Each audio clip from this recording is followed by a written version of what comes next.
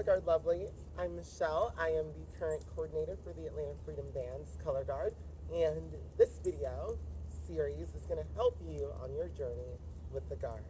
We're going to cover all the basics from flag spinning, flag positions, tosses, dance technique, body technique, all of those things so you can be a successful member of the team. And we're so happy to have you here. It's important to know the different parts of the flag when we talk about them. So let's cover a couple things. The silk, that is the flag. So whenever we're saying silk toss, silk grab, watch your silk, we're talking about the actual flag itself. You have the tip or the stopper. So you have two stoppers, the tip stopper and the bottom stopper.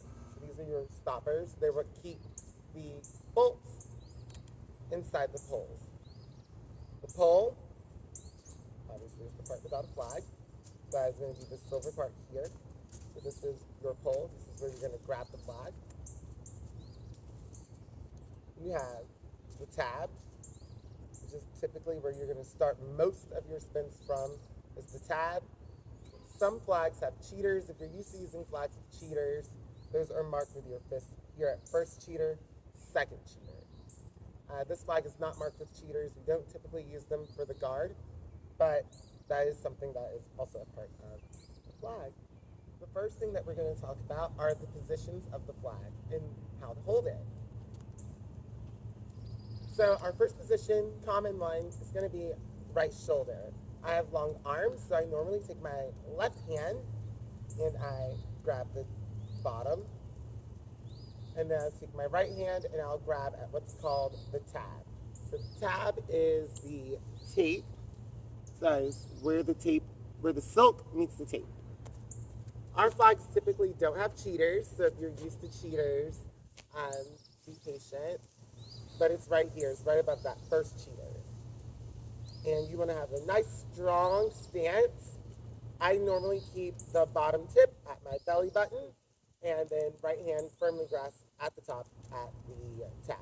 So that is right shoulder. The second position that we're going to cover is flat. So this is flat. We just call it flat, obviously, because the flag is flat. So in a flat position, you're just like this. Again, nice, strong, boxed out arms. This is flat. Flat is one of the positions that you can do from either side. So this would be right flat, left flat. The next position that we're going to cover is seatbelt. Seatbelt or slam. So if you ever hear seatbelt or slam, that is going across shoulder and body like seatbelt. So again, this would be right slam because the flag is slammed to the right. And then right here on this side is left slam. Let's cover tuck. So when the flag is usually not in a ready position, we have tuck, which is like this. The silk is going to be pointed upwards, and it's going to be tucked underneath your armpit. You can also do a tuck from a more slammed position. So that would be here. So either one of these would be tucked. Cradle. Cradle is here. So you're going to have the flag in between where your elbow is. You're just going to rest it there and cradle it like a baby. So this is cradle. You can also cradle to the other side as well. Cradle can be done from either side. This would be cradle. And finally, we have stripped. So stripped is when you take the silk of the flag and you strip it. So that looks like just one pole. In addition to positions of the flag itself and the parts of it, we also have hand placements. So the hand placements, we have thumbs up, thumbs up. Thumbs up is when you grab the flag with both thumbs pointing in the same direction, and that is normally up. So if you look here, you can see that both of my thumbs are pointed up. So right shoulder is a good example of a position that starts thumbs up, thumbs up. When the flag is in a flat or slammed position, you have two more hand positions. You have, or three more, I'm sorry. You have over, over, which is just like it sounds. You're grabbing the flag over, over. So your hands are grabbing over the pole. Sometimes we call this thumbs kissing because your thumbs are pointed towards each other. So you hear thumbs kissing or over, over, that's this position. Under, under is the opposite. You'll take both hands and you'll grab the flag like this, underneath the pole. So under, under. A lot of times we call this thumbs away. So your thumbs are pointed away from each other and under, under. And finally, we have over, under. Typically that refers to right then left when we're talking about our hands. So over, under is normally going to be right hand over, left hand under. So this would be an over, under. You could also do over, under with the left hand. So over, under, left on top, right on bottom. This is also another position where your thumbs are up. So if you're doing over, under, typically your thumbs are up. This awkward one here, or down.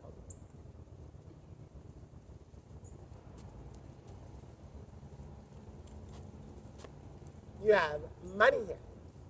So for money, also can be done right and left. It's going to be just like grabbing money. So one way is to take your left hand, grab thumbs up. Your right hand is going to be reaching out for money. So here we go. We're going to reach underneath. This is a money hand grab. You can also change your hands to be this way as well. This would be a left money. Now that we've covered the basics of positions and parts of the flag, let's do some spinning. Our first spin and our most common spin is the drop spin. Drop spin diva. This is going to be your bread and butter spin. It is in just about every routine that we do and is heavily used in the warm-up, and it's one spin that you really want to try your best to master. The drop spin starts from right shoulder, and from here you're going to make a drop spin. So the mechanics of a drop spin, we're starting from right shoulder. I like to start my drop spins with an 8 and. So if we're giving 5, 6, 7, 8 and, it's here at that angle, 8 and 1. And so at 1, the silk is down, the pole is up. Just like this. With a drop spin, counting for it are going to be down on the odds, up on evens. So when you've done 8 and 1, from here, you're going to take your left hand, grab underneath the right hand, thumbs down. So you have thumbs down, and you're going to move the flag upwards to this position. From here, you'll take your right hand, grab back at the tab, thumbs up, to repeat the step. Just like this.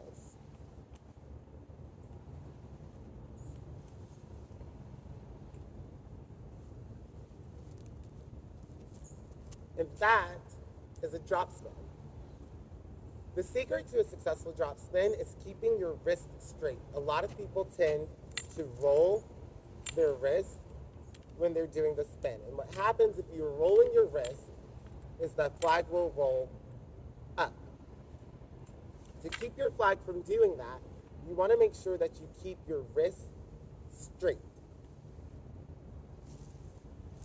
This way, the silk doesn't roll on top of itself and stays fully out.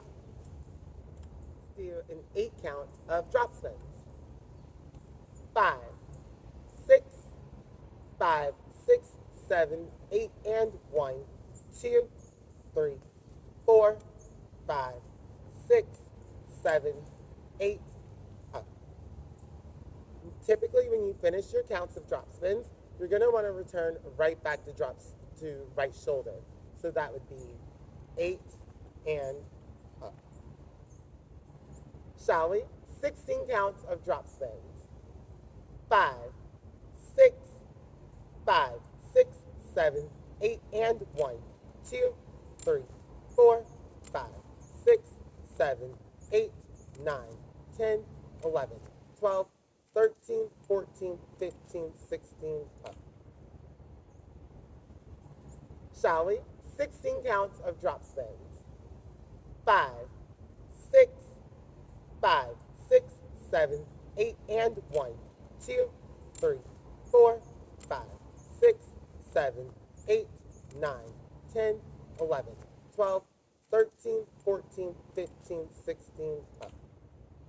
With a drop spin, you want to make sure to avoid fatigue by moving your elbows. One of the things that you can do to help you with your drop spin is to not spin up here.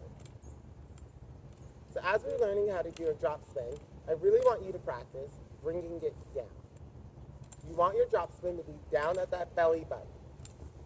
This way, when you're doing your spin, you're less likely to be tired with your arms.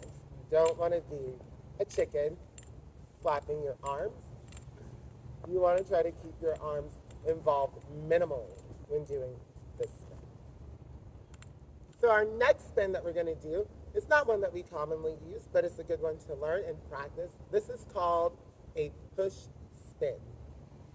So for a push spin, you're going to start at right shoulder, but instead of grabbing thumbs up with your right hand, you're going to grab thumbs down. This is a spin that moves clockwise instead of counterclockwise. So it's going to go down to the right. The way this spin will work is you will push down with your right hand, so that the flag is down like this, and your thumbs up, and it's going to roll over this right hand. So it's going to roll over. Grab with your left, so you're at that right money. Replace your hand, thumbs down. Push again. Thumbs down. Push again. Thumbs down. Push again. Thumbs down. This spin involves you mostly using your right hand and flipping your right hand. So the way this spin would work would be, on an 8 count, would be 5, 6, 7, 8, and 1, 2, 3, 4, 5, 6, 7, 8. And up. Let's try 16 counts of push spins. 5, 6, 5, 6, 7, 8, and 1, 2, 3, 4, 5, 6, 7, 8, 9, 10, 11, 12, 13, 14, 15, 16, up. Now we're going to talk about spins that can be done from the flat position. So typically with a flat spin, we have 2. I used to call these spirit spins, but they are called flourishes. And so for a flourish, you're going to grab over, over. So that's thumbs kissing. And the flag is going to go down in front of you, up in front of you to a money position. So it's going to come up just like this. Right? So we're going down, up. Notice how the pole is on the outside. Right? You want to make sure that the pole is on the outside of your elbow, headed behind your back, because the spin will move behind your back. It will go down again. It'll come up behind you. The pole will pass in front of you to flat. This is a 4-count spin. And what I mean by 4-count spin is that in order to get back to the beginning, the starting point of this spin, it will take you 4 counts. So you will have 1, it's down on odds, up on evens, 1, 2, 3, 4,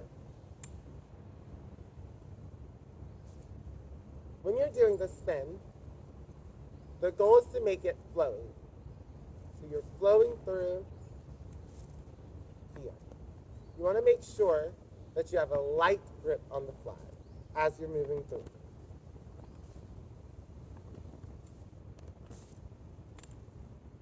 Let's try an 8 count of flourishes. 5, 6, 5, 6, 7, 8.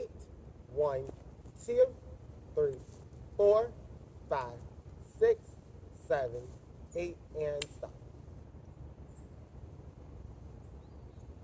Very nice. Shall we do 16 counts? 5, 6, 5, 6, 7, 8, and 1, 2, 3, 4, 5, 6, 7, 8, 9, 10, 11, 12, 13, 14, 15, 16, 1. Perfect.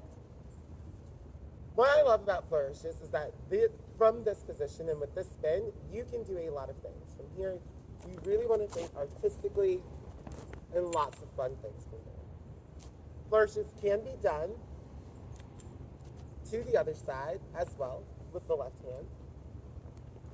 The goal with a flourish is to also try to avoid rocking your body. You still want to keep your torso to the front, chest front, and moving the flag through. These are called windmills. They're done a couple of different ways. We are going to do them old school style, but I'll also show you how to do them West Coast style or new style. So for these, it's another 4 count spin. You're going to start at right shoulder. The flag is going to pass in front of you, 1, and it's going to go up to the right corner, 2. From here, it's going to drop behind your head. You're going to bend your elbow, 3, and then the flag will come back up to the starting position, 4. So as you notice, as we did with the flourish, this also comes in 4 counts. You have 1, 2, 3, 4. When we do this, we will typically, when you do this continuously, 4 will still be to the corner. So you have 1, 2, 3, 4, 5, 6, 7, 8. Some of you may have learned how to do this West Coast style. The only difference is the position of the flag at 2 and 4. Instead of being at the corner, it's going to be out. So that would look like this.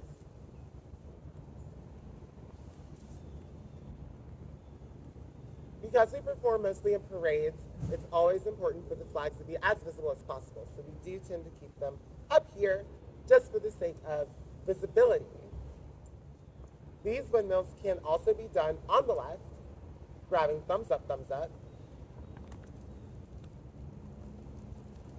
just like this. Let's try 16 counts of windmills on the right. 5, 6, 5, 6, 7, 8. 1, 2, 3, 4, 5, 6, 7, 8, 9, 10, 11, 12, 13, 14, 15, 16. Your next spin is going to be an extension of the windmill. We have 2 versions of around the world. We have our around the world and what some people call around the universe. These spins are a little bit more advanced because they involve 8 counts to complete. So instead of completing them in 2 or 4, you're going to complete them in 8. The spin that we're going to do in 8 is around the world. Around the world starts just like a windmill. 1, 2.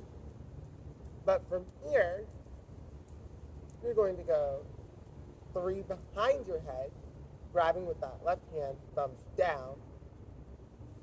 4, 5, 6, 7, 8. So you have 1, 2, 3, 4, 5, 6. From behind, the way that looks is 1, 2, 3, 4, 5, 6. This spin ends on 6, but typically to finish it out in 8, you would come to flat. So that would look like 1, 2, 3, 4, 5, 6. Grab money hand right. 7, 8. Now for around the universe. Around the universe starts similarly to around the world with that windmill. 1, 2, but this time 3, 4 comes back in front of you. You'll grab thumbs up and you'll go 5, 6, 7, 8. So around the universe has an extra spin to add those two counts. So slowly that looks like 1, 2, 3, grab 4, thumbs up, 5, 6, 7, 8. From behind, that looks like 1, 2, 3, 4, 5, 6, 7, 8. That is around the universe. The next one that we're going to do is called a butterfly. There's several different ways to do a butterfly, but these are the two main ways that you will see them perform here at the Atlantic Freedom Dance. Butterflies are a spin that change position of the body. So this is our first spin where we're going to work on changing the position, the directional position of our body. To start this is another right shoulder starting position. You're going to then move to the left, and the flag is going to go down 1. 2 is going to come up behind you. 3 is going to be a nice little awkward grab. 4. So again, that's 1, 2, 3, 4. 1, 2, 3, 4. You can keep going. 5, 6, 7, 8. 1, 2, 3, 4, 5, 6, 7, 8. That is the butterfly. To make this a little bit more exciting, we have the dragonfly. And with the dragonfly, you're going to do the same thing as a butterfly, moving from the left to the right. The way that would look would be 1, 2, 3, 4, 5, 6. It's going to be to that right corner. 7, 8 to the front. So again, that's 1, 2, 3, 4, 5, 6, 7, 8. Both the butterfly and the dragonfly can be performed with 2 hands. 1, 2, 3, 4, 5, 6, 7, 8. Performing that spin with 2 hands does give you a greater sense of control, but typically you will see it performed with just the one. So in our warm-up, we do have a couple of other spins. One of them is the stir. A lot of people call these different names: stir, figure 8, cones, a whole bunch of things. So if you ever hear stir, cone, figure 8, this is what we're talking about. With the stir, we're going to grab over, over, and at that seatbelt position. So remember, stir, cone, figure 8, however you want to call it. These can be a little tricky to count, so we're going to practice that together, starting with the first 4 counts of moving 1. We're moving 1, 2, 3, 4. So again, we're here. We're moving 1 to the front, 2 to to the corner, 3 to the back, 4 to the corner. From here, you're going to move the flag down. So you're going to carve down 5 to the front, 6 to the corner, 7 to the back or straight up and down, 8 to the beginning of the seatbelt. So this could be counted 1, 2, 3, 4, 5, 6, 7, 8. That is an 8-count stir, cone, or figure 8. We can also do this in what we call a 4-count. So in a 4-count stir, we're moving a little bit faster than an 8-count stir. So we're moving 1 and 2, 3 and 4. So in a 4-count stir, you're completing the stir in 4 counts. You're moving 1, 2, 3, 4. Let's do a slow 8-count stir and a 4-count stir.